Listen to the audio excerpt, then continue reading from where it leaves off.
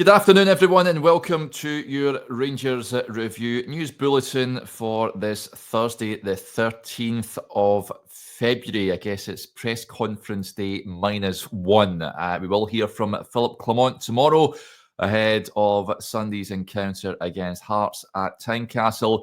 And we'll hear from him around about 1:30 tomorrow afternoon. We'll also hear from whatever player Rangers put up for the press. It will be interesting to say the least. We haven't heard from the club since Sunday's debacle at Ibrox, losing out to Queen's Park in the Scottish Cup. So I'm sure there will be questions galore put towards the Rangers manager about the situation as it currently stands and how it can be rectified. So, 1:30 tomorrow, we'll hear from the manager.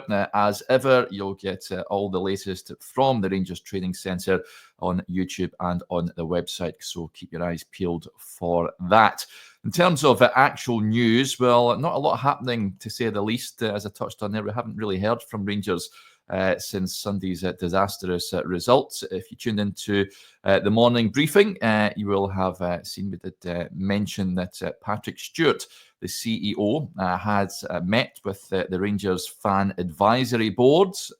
They tweeted yesterday that last week we held a planned meeting with Patrick Stewart and members of the leadership team to discuss a wide range of club issues and concerns. We expect the minutes from that meeting to be available very shortly.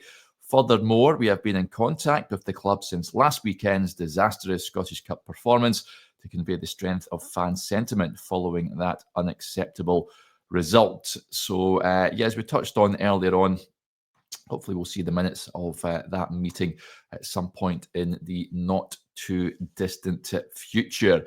Elsewhere, and the Rangers youngsters are in action this afternoon. The under-16s have headed out to Qatar to take part in the Alcas International Cup in Doha. They previously won that competition back in 2019. They've not taken part in the last 4 years, but they're back in action this afternoon. They are in Group A, where today they take on Seattle Sounders of the US. On Saturday, they'll face at the Aspire Academy. That kicks off at 12:30 p.m. And on Monday, they take on Mohammed VI Football Academy. That kicks off at 10:03. This afternoon's match also kicking off at 10:03. You can keep updated with their progress over at RFC_youth on Twitter. So, good luck to the young boys heading out there and taking on some decent sides, I'm sure, in that competition. And staying with the youngsters, the Rangers B and Academy account on Twitter posted earlier on, congratulations to Cameron Fernie and Cormac Christie, who have been called up to the Scotland under-17 squad. They will join Alexander Smith and Aidan McCallion for the upcoming friendly doubleheader against Austria. So, good luck to the Rangers youngsters. Those games taking place this coming Monday. Austria against Scotland. That's 12 p.m. UK time. And then the following match taking place a week today at 8 a.m. UK time. So, good luck to the young lads with regards to that one.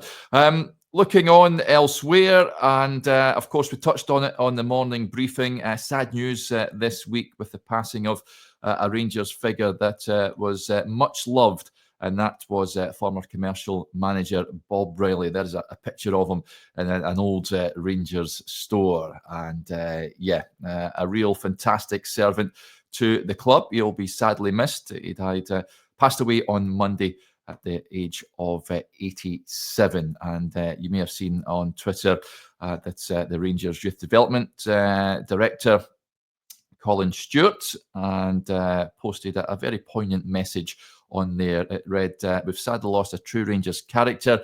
Former commercial director Bob Riley has passed away.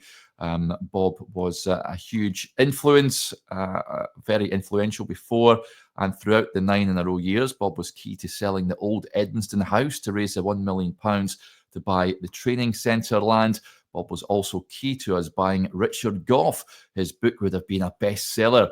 Bob was also one of the 3 who interviewed me 23 years ago, so it's partly his fault. Thanks, Bob. Rest easy. So, yeah, a wonderful message there from Colin Stewart, and a number of fans also getting in touch and posting their tributes to Bob as well. A fan brought up that he'd heard the comedian Jonathan Watson reference his friendship with Riley, that he would help source Rangers gear for his Only an Excuse characters. Stuart replied, Bob could have been one of Johnny's characters. Bob had a mischievous side and liked a laugh. And of course, Andy Cameron also paid tribute. He said, what a real Rangers man was Bob Riley. R.I.P. Bob. And when a fan threw a pie which stuck to the front of an Agile suite window, Bob quipped, I hope he's not expecting to get his money back. There was a bite out of it. Miss you, Bob. So that is what Andy Cameron had to say. And yeah, lots of nice tributes on social media to Bob Riley, who will be sadly missed. And yeah, he played a key role during one of, if not Rangers' most successful areas during that 9-in-a-row spell. So yeah, rest easy, Bob. Moving on, not really much else to report with regards to things directly concerning Rangers. Out with that, you may have seen reports as former Rangers captain Davy Weir there.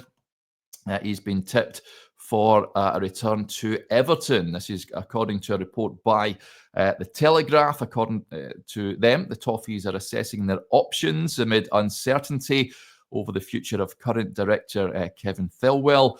And Davy Weir, who's currently the Brighton technical director, has emerged as a candidate to come in as their director of football. So, yep, he's been at Brighton since February 2022, doing a good job there by all accounts down at the Seagulls.